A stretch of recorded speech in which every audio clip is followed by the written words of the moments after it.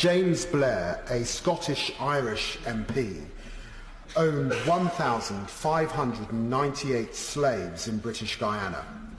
When slavery was abolished in 1833, he was awarded £83,000 350 in compensation, a sum worth £65 million today. In total, the British government paid out today's equivalent of £16.5 billion to compensate some 3,000 families that owned slaves for the loss of their so-called property and investment. It represented at the time 40% of the Treasury's annual spending budget. The sum was so large that it took British taxpayers 182 years to pay off.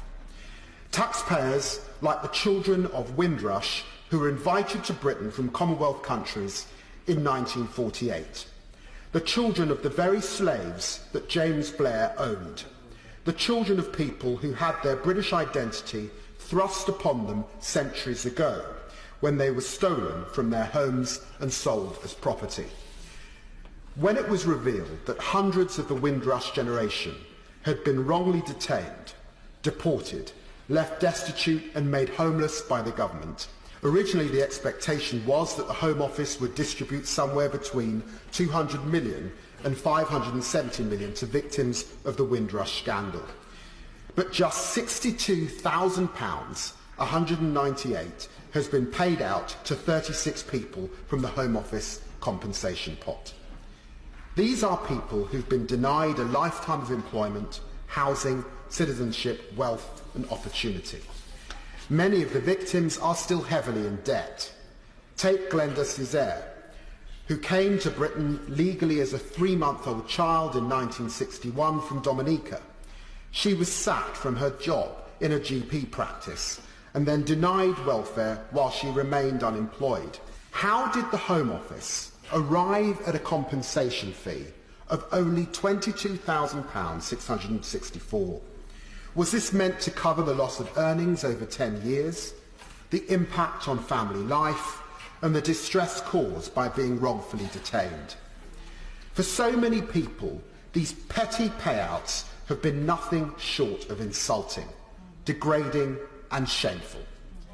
What does this tell Windrush citizens? It tells them that the British state is more likely to compensate the descendants of slave owners than the descendants of slaves. That the British state is more likely to reimburse those who made a living displacing human beings in the 19th and 20th century than those they continue to displace in the 21st. That they live in a country that thinks the loss of profit from colonialism is more regrettable than the continuation of colonialism itself. We still don't know how many people were wrongly detained and deported. What we do know is that only 3% of Windrush claimants have so far received compensation. This is a national disgrace. Every day an injustice is not rectified constitutes a new injustice in itself that is committed. At least 11 people have died before they received any compensation. How many more will the government let die in the hope that the outrage dies with them? The Windrush citizens can never be repaid. There is no financial settlement that will restore the dignity that was stolen from them.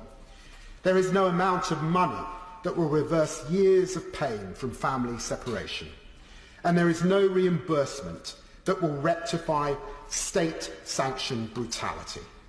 But the government seems to think that the appropriate response to this is to absolve themselves of any responsibility to compensate altogether. The Windrush victims deserve much more than the mere crumbs from one of the most grievous scandals in this country's modern history. At the very least, the government should show black British citizens as much remorse as was given to those that enslaved their ancestors. That will be the beginning of a long process of national self-reflection, repentance and justice.